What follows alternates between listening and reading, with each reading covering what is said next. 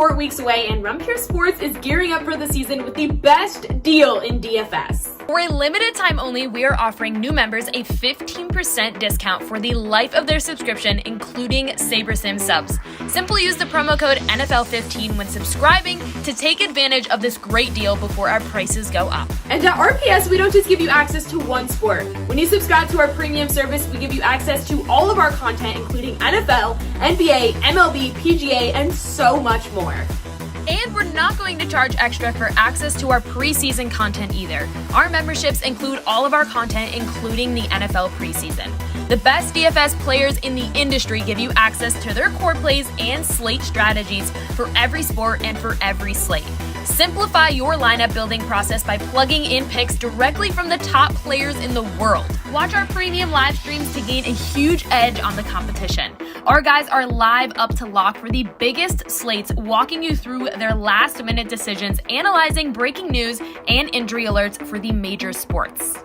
Again, for a limited time only, you can access our industry-leading DFS content for 15% off our already low price. SaberSim packages are included, so sign up today using the promo code NFL15 for 15% off your subscription for life and start building winning lineups today.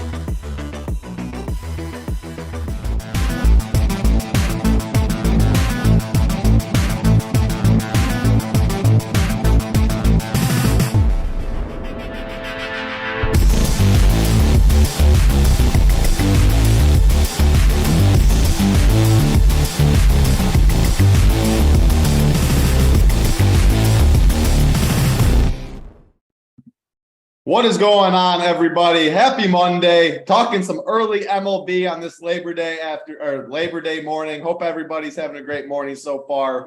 Myself breaking down this slate. Not going to lie to you, I don't sugarcoat things. I don't think it's the best slate personally. We have Coors Field, which always excites me, but it's not going to be sneaky one bit. Very, very chalky Coors Field. My Brewers in town. Pitching, kind of gross. I think Gossman definitely is the clear chalk there. Excited to see what you guys had to say about that.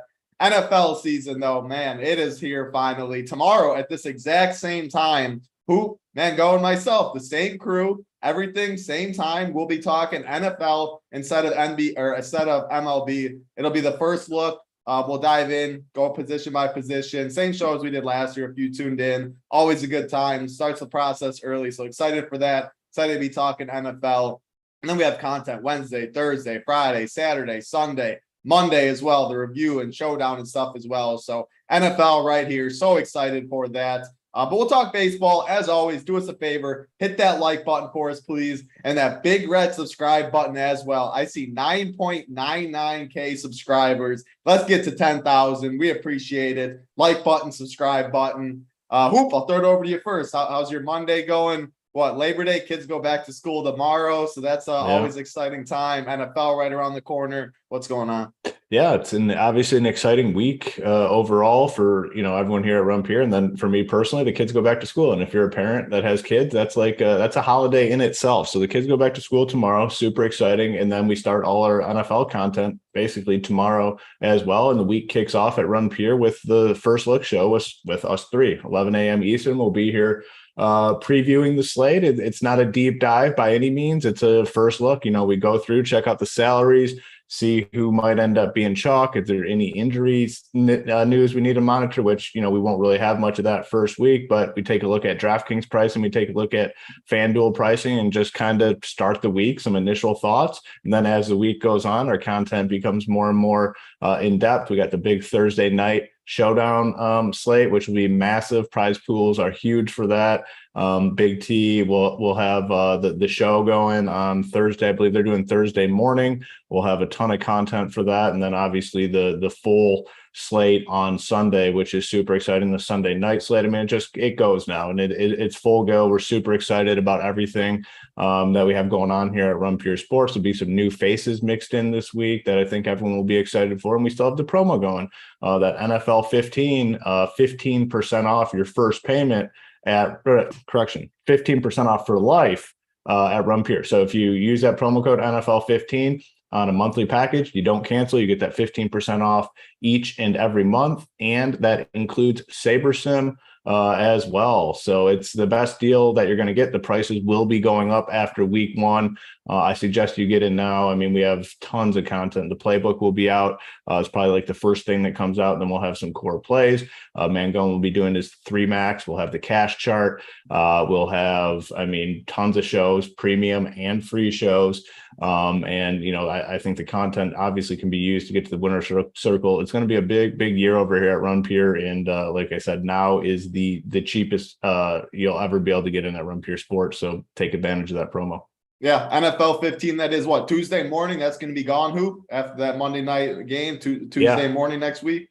Yep. It's going to be gone, Monday nights. So Monday will be the last chance to take advantage of it. Well, right now is literally probably the best day to get in because you're going to get all this content this week starting tomorrow with the NFL stuff. So, today, obviously, if you signed up before, you got in at a good time. Today is probably the best day to sign up. Yeah, tons of NFL content, like we're saying. We'll be kicking it up tomorrow on the YouTube show. There's still baseball going on, though. There's still good prize pools out there. Still about a month left, so we'll be grinding as always. We'll have one MLB show at least. I know we have a final countdown today covering the main slate. Today, this show covering the early slates. But we'll have at least one MLB show during the weekdays. Tomorrow, we have a countdown show. So always make sure to go to Run Pier Sports and check out our schedule that we have up there every single day. Mangone, great time of year, NFL season. We're all excited for it. Thursday, massive prize pools. Josh Allen, Matthew Stafford, 2 great teams too. Hey, how do you not get excited on this Monday morning waking up? Yeah, we got a ton of stuff for you. So be sure to be on the lookout. If you want to know what's going to be on the schedule, feel free to watch the schedule release show that we had. Basically breaks down all the things that we have. I can go through it all with you guys if you want, but there's just too much to go through. So watch that show. That would be the best way to do that. Also, we had college football kickoff, which last night, Big T. I don't know if you guys watched that game, but it was crazy. Dude, if Florida State just scores the touchdown there, right? Big T probably wins all the money. He was smashing Showdown. He was I think that last 99-yard drive title that cost Big T probably $35,000-$40,000. So I wasn't playing too much yesterday. I was out with friends and I was hey, I'm gonna probably be back in time by the end of the game, and I want to have a little bit of a sweat, right? So I threw a bullet in there and I said, let me tell my boy Big T. And what did he do? He was on the Florida State heavier side, and I was that's a sharp move. I liked his move, and won a little money last night. Just literally pulling up the playbook like I was a member. You know what I mean? I pull up the Showdown playbook. I'm sitting there on my phone, making sure I got the right guys, making sure that I'm not playing Wilson, who was injured. I just want to make sure he was in the game. Just those things. Jumping in the Discord to make sure that he's fine. So doing all those things the members were doing yesterday, and won some money without really looking at too much. So that's how you do it at Run Pier Sports. Great time to sign up. Again, use that code NFL15. Get you 15% off. And hey, we got an MLB slate to talk about as well. It's not the greatest slate, as Title said before, but we're here to break it down. We'll talk about it. And hey, there's still some money to be won today. Yeah, you mentioned college football. I believe there's a college football game today, maybe Showdown or something, but tennis.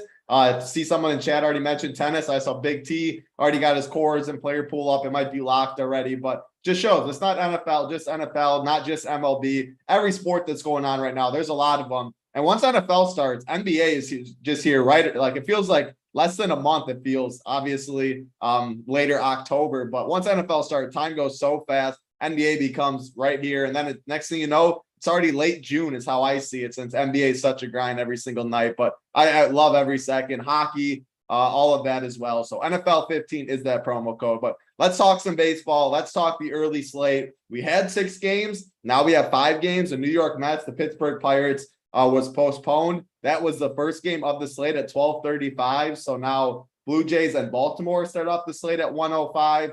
We will go pitching though.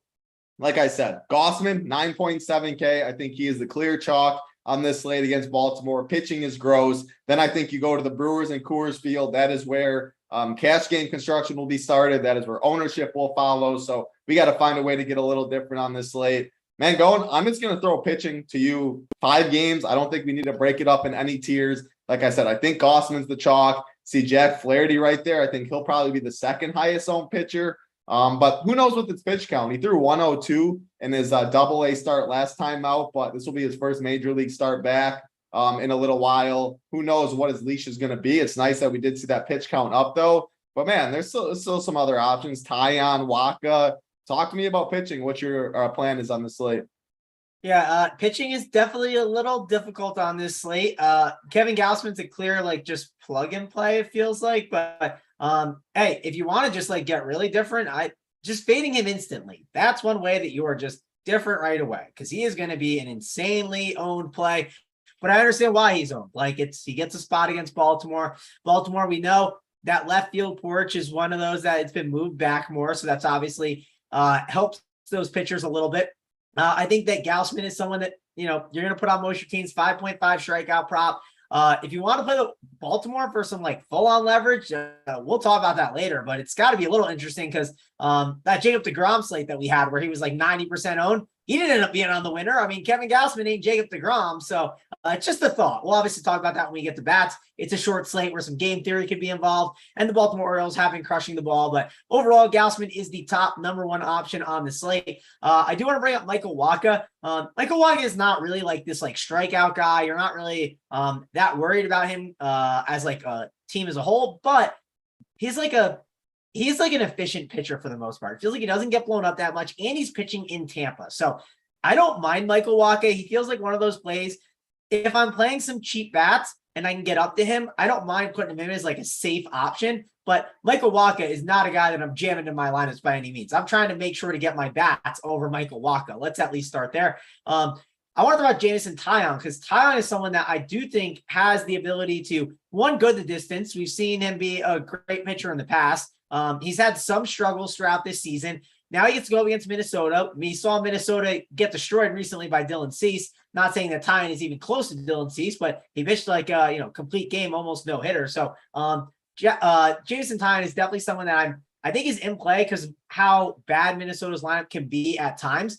They're very boom or bust. The one thing that's at least nice for those Twins bats is, hey, that's a good porch for those lefties. And that's the one fear with Taillon, because it is in Yankee Stadium. So that is one of the concerns to have. Jack Flaherty is another interesting one to mention. He's going up against Washington. Washington's not a good baseball team. We know we can attack them, but Jack Flaherty, first start coming back, like from being in the minors, you just don't know what's going to happen. I mean, we've seen this happen with him before. He's kind of been in and out of being injured, and then he comes back up out of nowhere. People see the price. They assume, oh, he should be at this price. Like this is too good not to play. It's chalky. And he goes out there and has a bad game. Now, the difference from, I think, the past starts to this one is this is against Washington, right? Washington is a perfect spot, but I don't know. I don't know if I want to eat the Flaherty chalk as much. That's kind of one of the concerns. I mean, I see him coming in at 50%. If you tell me that Jack Flaherty is going to be 50% owned and we can eliminate a lot of the field possibly, like, I don't know. I think that some of this chalk is just not the best today. Let's at least just start with that conversation, because I think that's very, very important when you're looking at these pitchers. So I think overall, those are the guys to mention in that range, like the cheaper one where it's like below 7K. Anibal Sanchez is tough to do because it's the Cardinals, right? That matchup's not easy. Chris Archer in Yankee Stadium, that's kind of a pass for me. Don't get too excited about that. Then you got the Coors pitchers, which I just don't see myself doing that. And then I don't see myself doing Mike Baumann anyways. He's just a righty against a team that can crush righties. Like, it's a lot of these guys below Jack Flaherty don't make a lot of sense to me. I understand the method of, hey, all the pitchers aren't that great. Maybe you could do like a Kevin Gausman and a full-on punt of one of these cheap pitchers if you can really talk yourself into it. I know it's a move that Hoop likes to do at times, but I just don't know if I'm going to get there on this slate for that. I think I'm trying to stay above Jack Flaherty. Maybe one of you guys can talk me into it, but it's definitely a brutal pitching slate for sure. Yeah, I mean, I'm not going below Jack Flaherty personally. Michael Wacha, I guess, would be the contrarian guy, and he's none of these guys are like the guys above Flaherty. Taillon, Patino, maybe Patino will be really low owned. Wacha, I think they all get some ownership, but I mean, it's a 5-game slate. Wacha could be the one. I think he's a little more expensive than he should be. I think he gets forgotten between Gausman and Flaherty a little bit, and he's been decent as of late. But that just shows how bad this pitching slate is. So I'll bring you in. I mean, talk about all these guys. What do you have interest in the slate? Yeah, I mean, really not too much more to add. I mean, it's a crappy slate. The pitching slate is not all that good, obviously, either. Just one thing before I get into that, just to clarify on that NFL 15 promo, a couple people in chat had questions. You don't have to choose a package that has SaberSim. If you want to include SaberSim, you can. You can choose a package that just has DFS or just has bets or has DFS and bets. It will work on any. The promo will work on any package, any monthly package that we offer on the website. So you don't have to get SaberSim, but you can add it on, obviously, if you want. So just wanted to clarify that. In terms of the pitching, I mean, yeah, not much to add from what Mangone said. I mean, I don't know, give me two of these guys. I really don't give a crap. Like Flaherty and above. I think Gaussman is definitely the safest, but is he a lock button play? I don't think so. But again, like, who else are you really going to play on the slate? So, I mean, I think my ideal pairing out of the gate would be Gaussman and Flaherty, but that's probably going to be the most popular. So it just comes down to what you want to do. Do you want to just bank on those two being the top two scoring guys on the slate, or do you want to spread it out? How do you spread it out? You play Waka, you play Patino, you play Tyon. I'm going to play probably all five of those guys and then just not go below Flaherty. I just don't see the need on the slate to take a risk on any of these guys from Sanchez down to Bauman. So give me Flaherty, Tyon, Patino, Waka, Gaussman. I don't care which two I have, honestly, to be honest with you.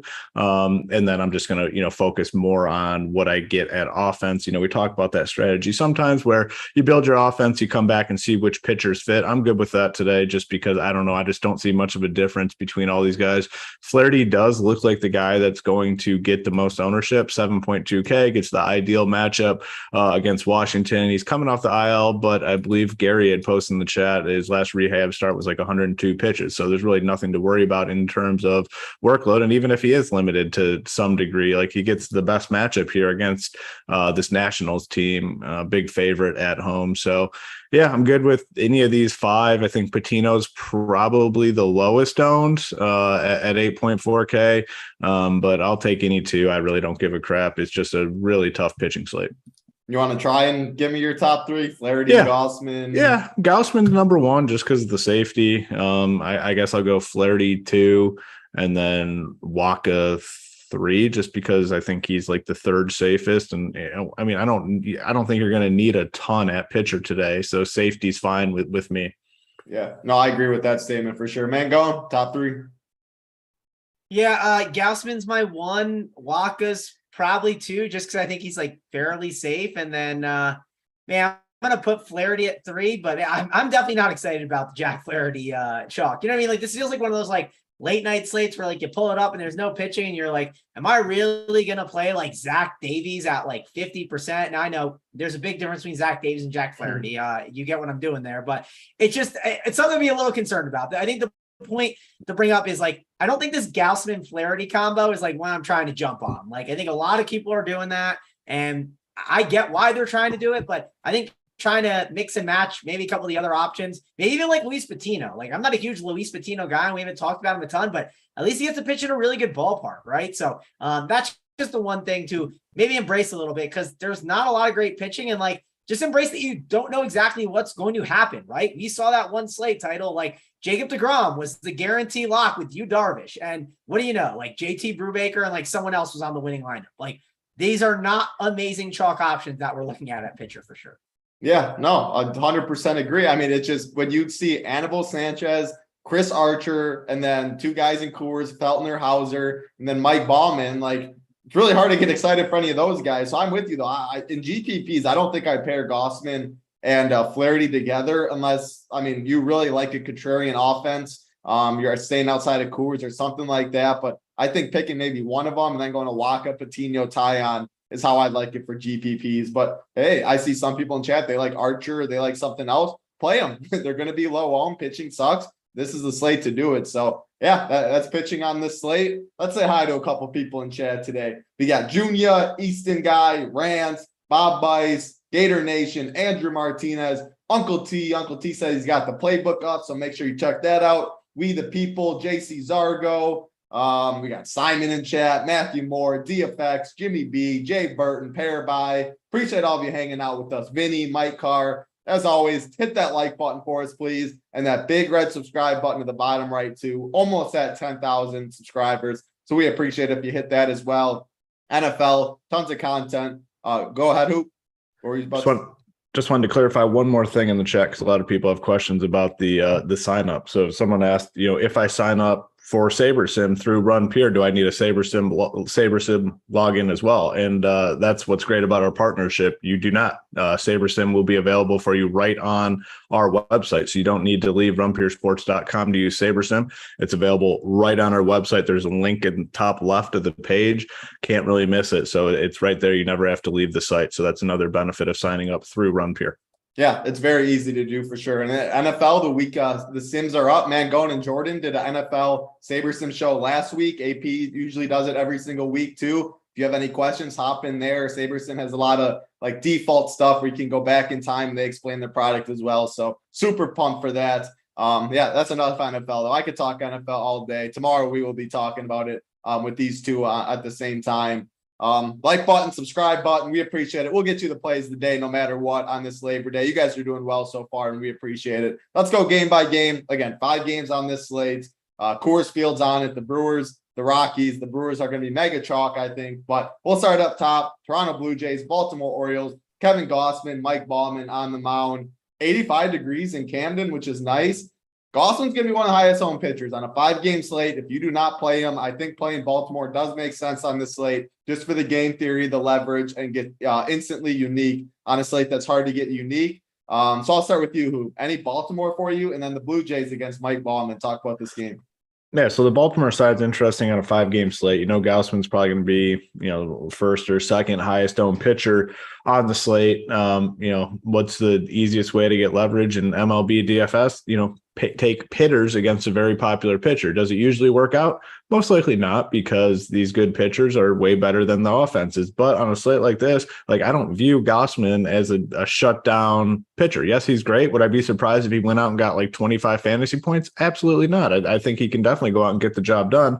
But we don't have a ton of options on offense, and you look at the Orioles and they're going to be very low, and they have some nice price point guys as well, like Mountcastle at 3.5K, Urias at 3K, Gunnar Henderson 3.1K. There's cheap guys here to kind of pair with some of these other more expensive offenses. So 3-man Oriole stacks, I'm good with. I'm not going to fully stack them, but 3-mans I'm good with. Toronto, though, I think is pretty interesting on the slate for, one main reason. You look at, we have a 5-game slate. Toronto's probably going to come in 4th in terms of ownership, definitely the Coors Field game. And then I suspect the Yankees will probably be a little higher owned as well. The price tags are somewhat prohibitive too. I mean, Springer's 5.7, Vlad 5.9, Bichette 5.2, Kirk 5.1. All their main guys are over 5K. So you're paying a big boy price tag.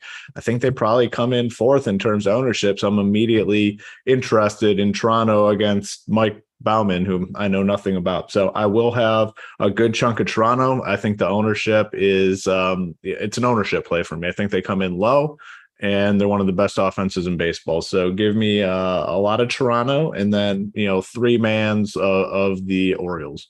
Yeah, this Mike Baumann guy, I don't think he goes too deep into the game. I think it's more of a bullpen game. Guaranteed ninth inning at bat, though. And I agree. I think the Blue Jays on this 5-game slate is overlooked. Like you said, the prices are going to keep some people off. And then, like you said, Coors Field, you mentioned the Yankees. The Cardinals have a good implied total, too, against Anibal Sanchez. So I think this game could get overlooked for bats. Mangone, Camden Yards, Baltimore, Toronto. What you like? Yeah, Baltimore. I know the leverage is there. I don't mind it. Maybe more as the 3-man stack, kind of like Coop was saying. It might not be the worst idea. And maybe when you do it with the 3-man, you're doing it to get in some of these value plays. Maybe you're doing it because of Gunnar Henderson, right? Because at 3.1K, he helps make some things work at a position. Maybe it's because of Jesus Aguilar at first base, but typically I would probably go to Ryan Mountcastle over Jesus Aguilar at 3.5. Mountcastle has been hitting the ball pretty well. And if you look at his stats, his best, the team that he's the best against in his entire career, it's the Blue Jays. For some reason, when he plays Toronto, he just popped off against them. So I know it's a young career, but hey, it is something weird that he's been pretty good against them. So do you think overall this is a good team to get exposure to in Baltimore? But they do have some expensive price tags at the top, which could make it a little bit difficult. But I like that 3-man stack idea, kind of like Hoop was saying. Toronto, they're in play no matter what, 5-man, 3-man, and hey, maybe you do the game stack out of nowhere. That could be pretty interesting with an 8.5 total. I do think that these Blue Jays, they can hit anyone. I'm not worried about Mike Baumann. They are going to be low owned, but at the end of the day, I don't know how much I'm actually going to get exposure to them. It's one of those teams where I like the idea. I'm just curious how much I actually get there. I think I have to fill out the bats first and then see where I landed those pitchers, because it could get a little rough. Obviously, value-wise, they have a couple guys in that lineup. They got Kevin Biggio at 2.8. They got Espinal at 2.4K. And then their next cheapest option is Lourdes Gurriel at the 8 hole at 4K. And the reason I mentioned this is because you could only play Kevin Biggio you can play at first base, and then Espinal you can play at second. But I highly doubt you're going to do that in a lot of lineups. And I do think if you play the Blue Jays today, the optimals are going to spit those out, right? They're going to put in Biggio at first, Espinal at second, and then you miss out on the opportunity for Vlad Guerrero, which could be frustrating. So that's something to think about when you're building out your lineups. If you're wondering, why am I not getting as much Vlad and it's jamming in these double stud pitchers? Well, it's because it's probably going Biggio and Espinal a ton in the optimizer. So it's something to think about when you're building out your teams.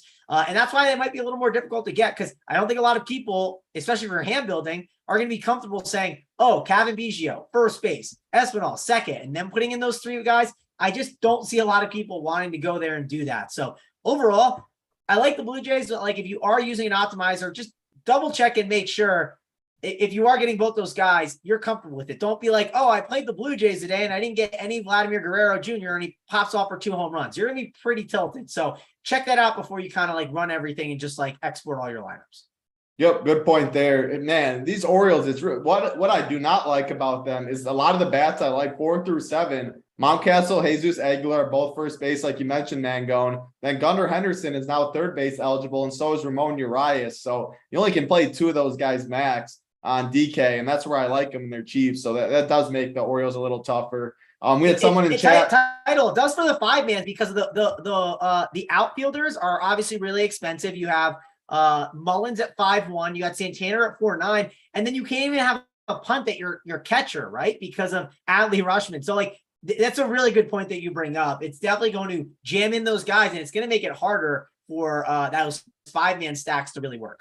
Yep, definitely. KC or KS Jackson in chat said, did they swap out Jordan Lyles? FanDuel shows them pitching. So they have 2 games today, the Orioles and the Blue Jays. This is the first game, the doubleheader. It looks like it's going to be Ballman and a bullpen game to me. And I think the second game is going to be Jordan Lyles, which is what I'm seeing. So if I'm wrong, someone can correct me in chat, but that's what I'm seeing. Both Ballman, bullpen first game. I think Jordan Lyles will be taking the bump for the second game.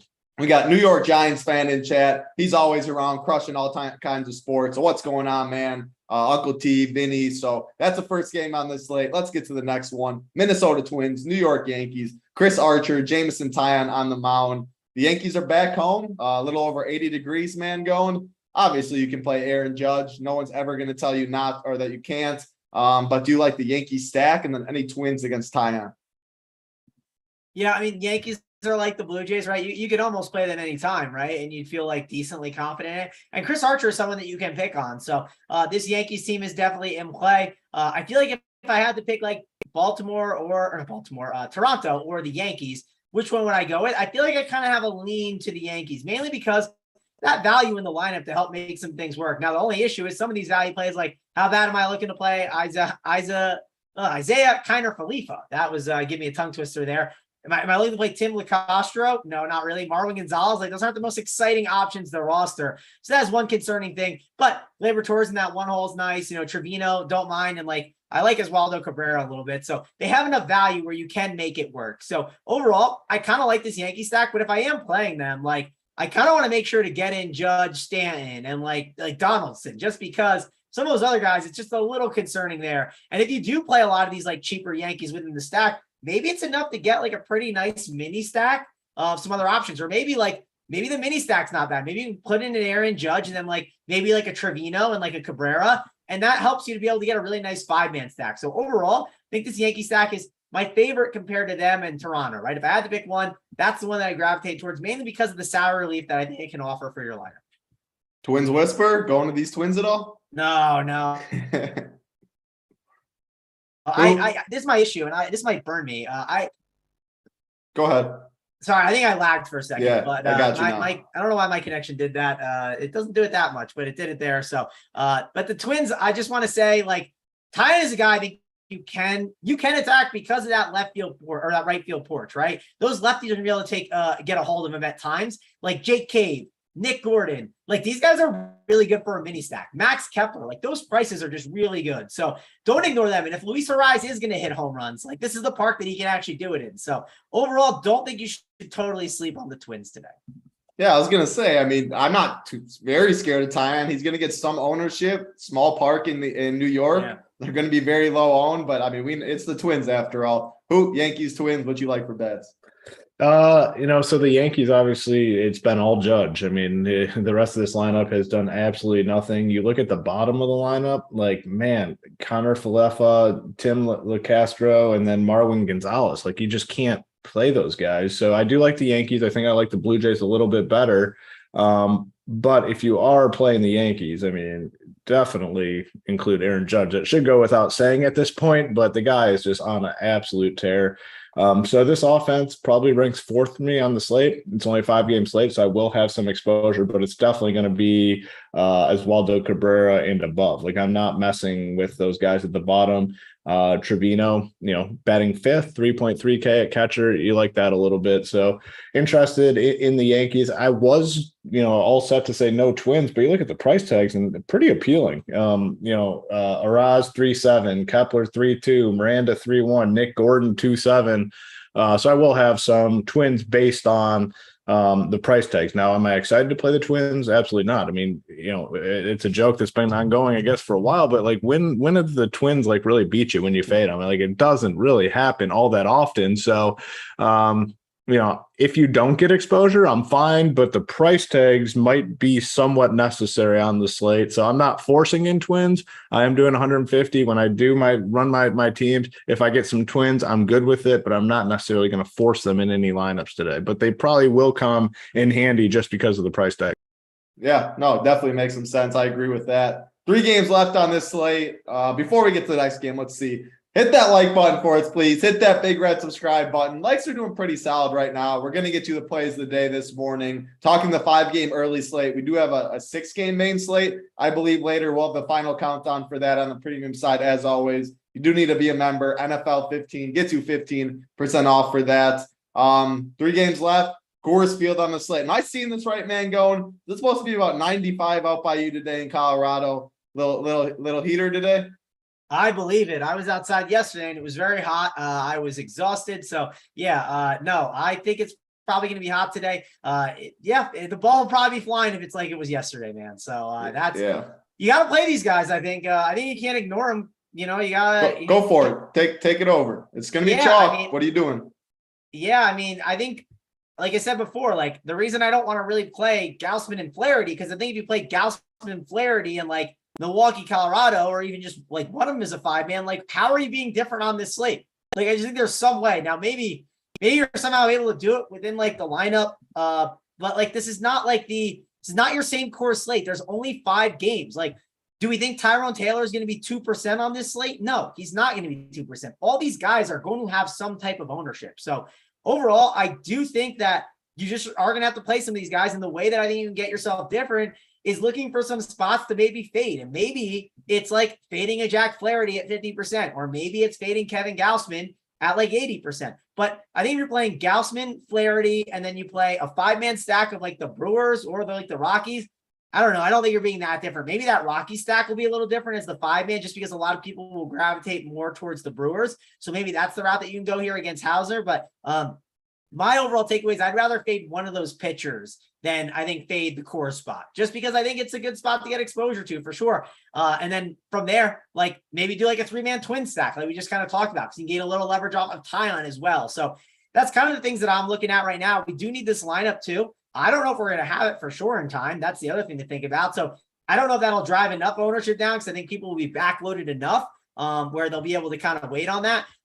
You'll only be locking into what the Blue Jays, the Orioles, and then Twins, Yankees are like the first 2 games. Then you have a big gap. So curious to see if that lineup will be out. But overall, if you are going to play this Brewers game, make sure to find ways to make it unique, whether it's with your pitchers, whether it's your mini stack, whether it's within the 5-man stack. I mean, if you just go out and just say, hey, I'm not going to play any of Wong, Adames, and Tellez, and you're just going to play the 4 through 9, that'll certainly make you different. Now, when Rowdy Tellez hits 2 home runs, don't tilt too hard, because that's the decision you made before lock. But that's definitely something that you just got to think about ways that you can be different within the stacks at times.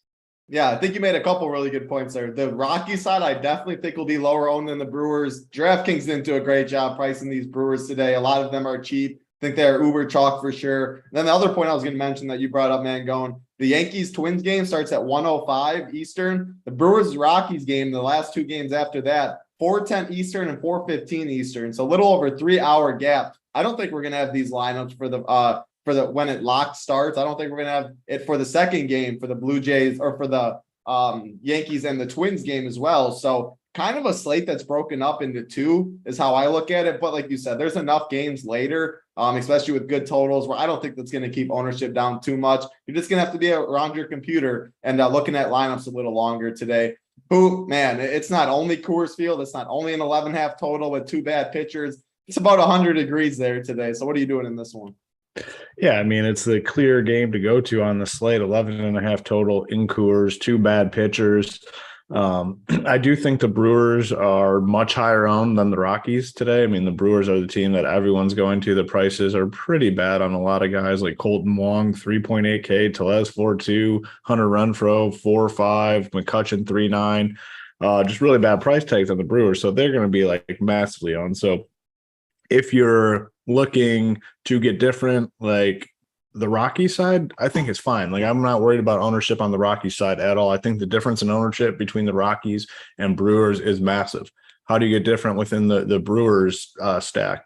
Well, you got to kind of probably go to the bottom now, where you gain some leverage or gain an edge on the slate. Is this lineup's probably not going to be out. So one, I think it might lower the ownership a little bit. People don't like the uncertainty. A lot of people aren't familiar with, coming back in and, making the necessary changes. So I think that's one thing that works to our advantage today.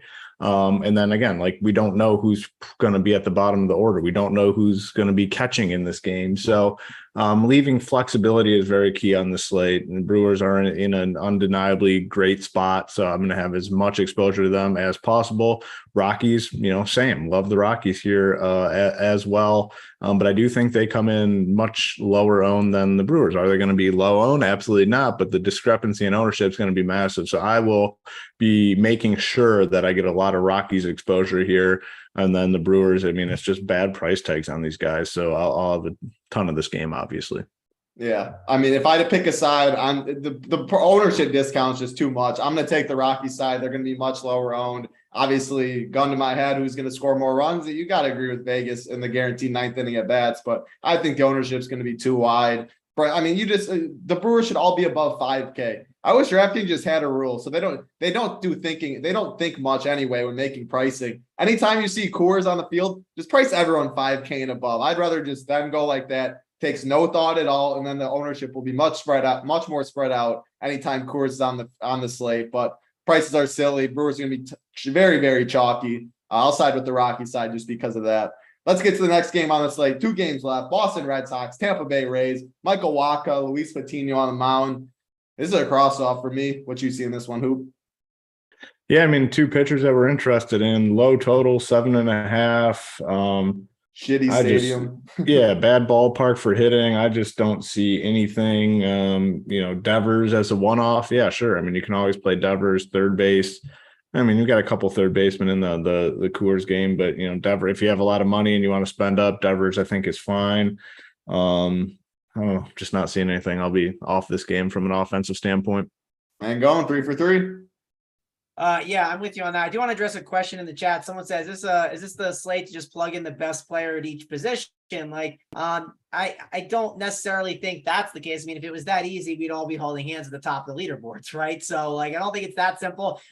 There are some spots that you can look at, though, and, like, understand that, like, if there's a position that, like, clearly there's not a lot of options to go to, like, for instance, shortstop, like Bogart, Adames, Correa, Bichette, like, which one's the best one? I mean, they're all good options. You know what I mean? It's like it has to be like a clear-cut spot. Even catcher, like you got Adley Rutschman at the top, Alejandro Kirk, like those are both 2 good catchers that can obviously get the job done. So you have some really good guys at each spot. I guess second base is like the one that's weird like that. But at the same time, those guys who are obvious at that position, they're going to gain a lot more ownership. So overall, too, like if you don't then 5-man stack, correlation is more important than just like picking your random one-offs and guys that are best at each position. So, and if one guy hits 3 home runs, let's say Nolan Arenado hits 3 home runs, yeah, you're not going to win without it just because it's a short slate, the ownership, and there's nothing you're able to do about it. But it's just not that simple and easy. So make sure to prioritize your correlation still.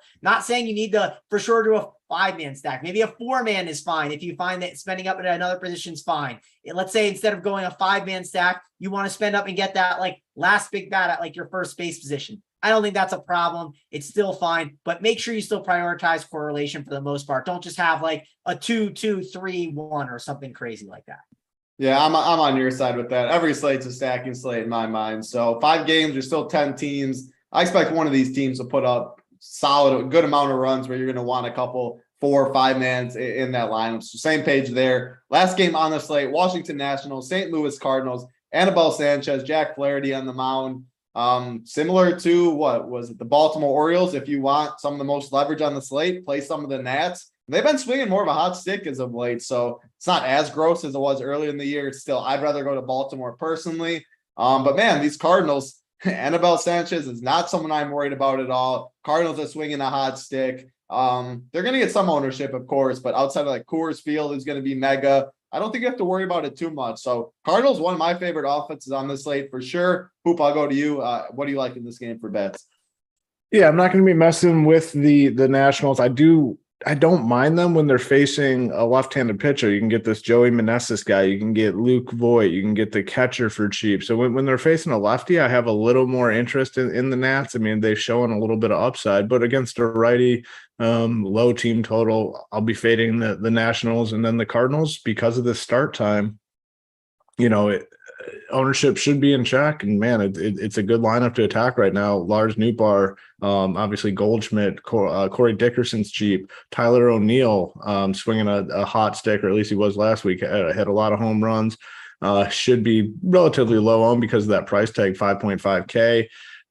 Cardinals are in a good spot. Ownership should be low because we're not going to have this lineup most likely. I mean, the slate locks at 1 Eastern now, and this Cardinals game is at 4:15. So I'm assuming don't have the lineup, which should lower the ownership, probably lower than the Blue Jays and the Yankees because of the fact that the lineup's not going to be out. So I will make sure to have to be over the field on the Cardinals. It's an easy team to get exposure to. They have high upside guys at basically every position. So in on the Cardinals, and then I'll be fading the Nationals. Yeah, and if you wanted to pair that with the Rockies or something like that, you just plug in your pitchers or just backload completely. And then if you get different lineups than you're expecting, which totally could happen on a Labor Day, Monday afternoon, with the Rockies that aren't in playoff contention and stuff like that, you have more flexibility to swap if you're not locked in to a 5-man or something like that. Mangone, Cardinals, Nationals, last game of the night. What you like? Yeah, Cardinals are fine. Like, you can definitely go after Anibal Sanchez, but I don't know. I'm not like dying to do it. Also, the prices are kind of nice. That's the one thing that I always like about the Cardinals. Like Lars Nootbaar at 3-1, right? That's salary relief you get. Brendan Donovan at 2.8. That's a nice salary relief play. Like up and down, they just have guys you can spend on, the guys you can go down on. So that's the one thing I really like about that. Overall, there's a lot of really, really good options for value and for spend up. So that's why that lineup normally fits pretty well. Anibal Sanchez, I feel like we've attacked him, but like, I don't know, it hasn't really been title. Like, correct me if I'm wrong, it hasn't really benefited a ton yet, right? Like, it's like, sure, he gets hit up a little bit, but not that bad, correct? This is where you go and you look at the teams that they play recently. You see Oakland, he dominated Oakland, who's not great. 10 against Seattle, 15 against Padres, and then earlier in the year he didn't get double digits once. So he had a good start last time against Oakland, but it's Oakland. You know what I mean? I think this is a different spot personally. Yeah, no, it's definitely a different spot. But another reason why it's a different spot title, St. Louis, right? They're just been crushing the ball. So I think they're going to be under owned too, right? Like, I don't know. Like, if you had, this is a good question. If you had to rank St. Louis, Yankees, and Blue Jays, Hoop, like, where do you rank them? Because I feel like St. Louis, maybe that's the team that gets lost in the shuffle. And like, They all feel very similar today. Yeah, very similar. Based on the fact that the lineup's probably not going to be out, I'm going to put Cardinals 1 because I think their ownership is going to suffer because of the later start. So give me the Cardinals, and then I'm going to go Blue Jays, and then the Yankees. I feel pretty good about that, actually. I really do like those teams ranked in that order. I'm on the Cardinals too. They're my number one with the Rockies. Mangone, what you got? Top three? Top three? Are you saying top three stacks or between those? Yeah, top three. We can say top three stacks. I mean, I assume you like Coors before those guys. Oh, Hoop, okay, or? Yeah. So you're saying they're not. Yeah. Well, I did. Hoop just took. Yeah. I was just not including Coors. Like, I think both those teams are 1, 2, but yeah, in terms of the rest, that's how I rank them.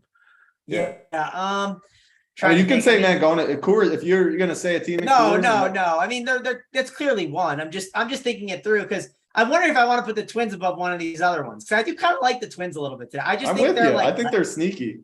Agreed. It's that short porch. It's some of that power that they got and the price tags that are really interesting. So I'm going to go. More to think about. Let me go Cardinals. Let's go Cardinals 1, Yankees 2, and then I'm going to go Twins 3.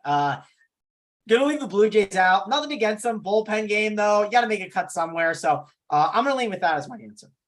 I like it. Well, we're about to get you the plays of the day. If you have not hit the like button, we appreciate it if you do smash it. Then that big red subscribe button, the bottom right too. Get us 10,000 subscribers. We do appreciate it. And we got Bob Bison Chad. He said, I'm your newest member. He loves the SaberSim the SaberSim.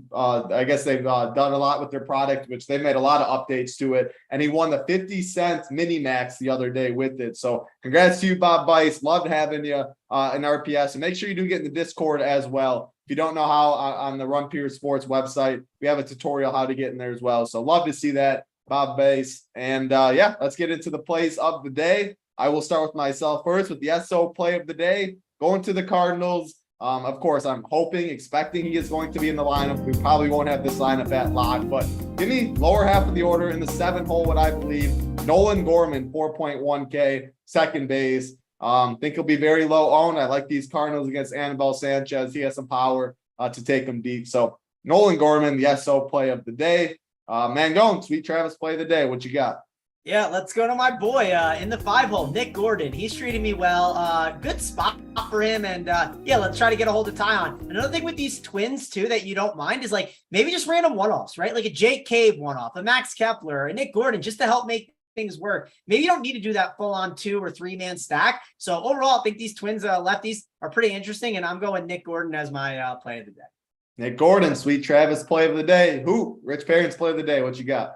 Rich Parents play. I'm going with a big name guy that I think comes in low owned. It's going to be on that Cardinals team. I'm going to go Paul Goldschmidt. I mean, we have Rowdy Tellez cheap. We have other first basemen that are clearly in play. I don't think Goldschmidt gets much ownership at 6.3. So give me Paul Goldschmidt, Rich Parents play of the day.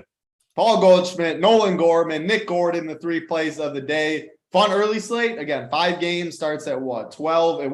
It's 1:05 Eastern. The Toronto and Baltimore does start. Then we have a main slate as well. That locks at 6:40, I believe, a little earlier than usual. We'll have the premium show, MLB Countdown, takes you up there. Again, NFL right around the corner. So scheduling changes a little bit. Still have an MLB show every single day during the weekday. Always check the calendar on the Run Pure Sports homepage. We'll be back, us 3, same time tomorrow, 11 a.m. Eastern, talking some NFL first look. Could not be more excited for that. And then tons of NFL content every single day. Hit that like button on the way out, please. Hit that big red subscribe button on the way out. Looking to see some RPS logos up top for the early slate, for the main slate, and every single sport going on right now. So hope everybody has a great Labor Day. Hope everybody has a great Monday. We'll see you back later for the MLB main slate. That's going to do it, though, for us for Hoop. Mangone, Simon Behind the Sticks. I'm Titletown. Good luck, everybody.